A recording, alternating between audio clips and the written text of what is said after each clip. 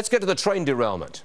It was traveling at 106 miles an hour right before it derailed, double the posted speed limit. The engineer, 32-year-old Brandon Bustian, spoke with police. He told them he can't remember anything about the crash. His lawyer says he will cooperate with authorities. And we now know the identity of 5 of the 7 people who were killed in the accident, some very successful in business, one of them a Navy midshipman at Annapolis. A dozen passengers are still unaccounted for. And this was unfolding as we went on the air yesterday. The left using the accident as an excuse to call for more infrastructure spending. Roll tape.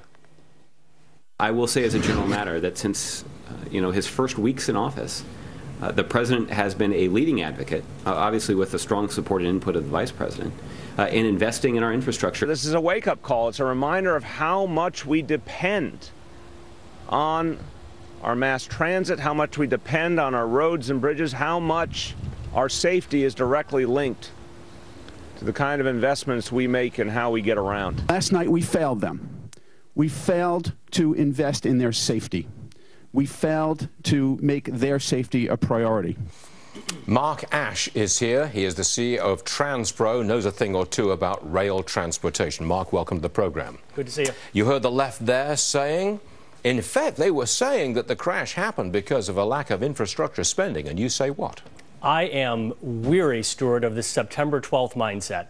You know, we have got to get our elected officials to begin to focus on a September 10th mindset where we are ahead of the game rather than behind the game. Americans are sick and tired of always being reactive to a problem rather than being ahead. It's easy to come out today and find all the excuses we need to be addressing something. For 6 years, those folks in Washington have not put a transportation plan together. Now, there was a piece of technology which was available, which would have slowed the train down before it went at 106 into that curve, that left-hand curve. Technology was available, but it was not installed.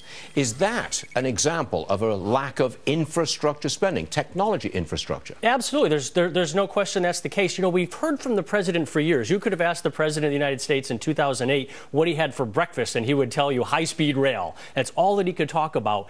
Billions of dollars going towards chasing that program rather than making sure that the bridges and the tracks and the train systems that are in place are safe for people to ride the rail that exists today. At a hearing yesterday, I believe it was yesterday, Amtrak said they don't have enough money for that technology to be installed on that curve at that time. Amtrak is actually way ahead of the market in regards to this. They are one of the leaders in rail travel of getting that technology in place. So why wasn't it in place yesterday or the day before? The struggle has been that Congress has not built that long-term plan. 6 years it's been. Essentially, the entire time that the president has been there, Congress has not passed a multi-year bill for anyone who provides that service to be in place. And I got to tell you, the American people, you watch this event, they are sick and tired of paying Ritz-Carlton level taxes and getting Bates Motel quality government. I am told that that particular line, that part of the North-South line, is profitable, that it does well, carries a lot of passengers.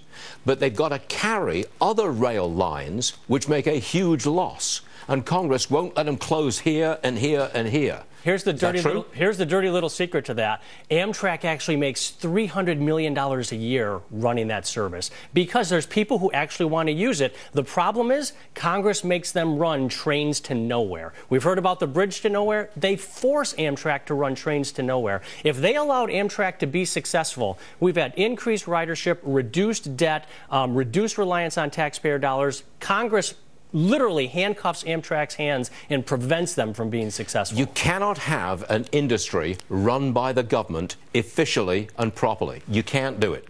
Politics doesn't work. We've seen it time and again. Okay. Mark Aesch, thanks for joining us. We appreciate it.